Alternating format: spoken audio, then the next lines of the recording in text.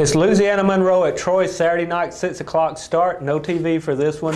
Drew, this is a game of two undefeated Sunbelt teams. Louisiana-Monroe coming in, I think, at 3-0. Troy at 4-0, I believe. And this is a game not for all the marbles, but it's a big one. Yeah, the winner's the last unbeaten team in the Sunbelt. Troy's been playing very well the last few weeks in their 5-game win streak.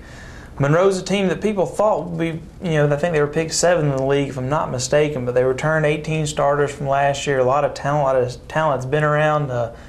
So it's going to be a tough test for Troy. A lot of Monroe's probably played Troy tougher than any Sunbelt team over the last 3.5 years. And if we go back to last year, Troy loses that one, I believe, by 1 point. They had a field goal try at the very end that bounced off the uprights, and I know that was still sticking with them. Yeah, it was a 56-yard field goal, so you can't really count that as an automatic make, but the fact that they let it get away late in the game. Of course, they didn't have all their bullets in the gun. They didn't have Drew Jernigan, didn't have Bear Woods. Danny Franks was playing on one leg.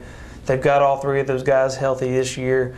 But, a lot of Monroe's going to come in with a lot to prove because, nobody's thinking they can come in and beat Troy. But, I think Troy's going to be a lot more focused this time around than they were last year when they played them. The kicking situation's been interesting for Troy. With Glusman was doing great before he got injured. Now he's out, but Taylor's come in and done a great job. Michael Taylor, a sophomore, the heir apparent. He does kickoffs too, but he hadn't missed a kick yet in the last 3 games. It makes me wonder if Glusman's going to come back at all. I don't know how healthy he is, but coaches are kind of non-committal and answering the question if Taylor's going to be the guy for the rest of the year. But, I think regardless of what happens, Troy's in pretty good, they're in pretty good foots there or whatever. Louisiana-Monroe's starting quarterback was injured a couple of weeks ago. The guy that replaced him played last week against Kentucky. Talk about Cody Wells a little bit. Yeah, he's, Revell is the guy. Trey Revell, he's the starter, broke his thumb, 2 weeks ago.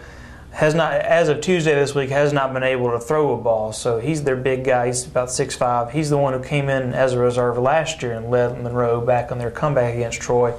Wells is about 5 inches shorter. He's a great passer, had a very good high school career.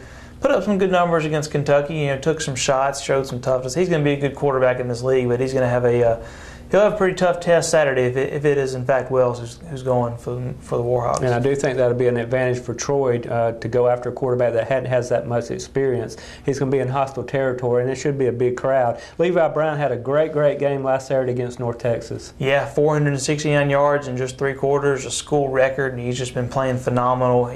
Easily the favorite for Sunbelt Player of the Year right now.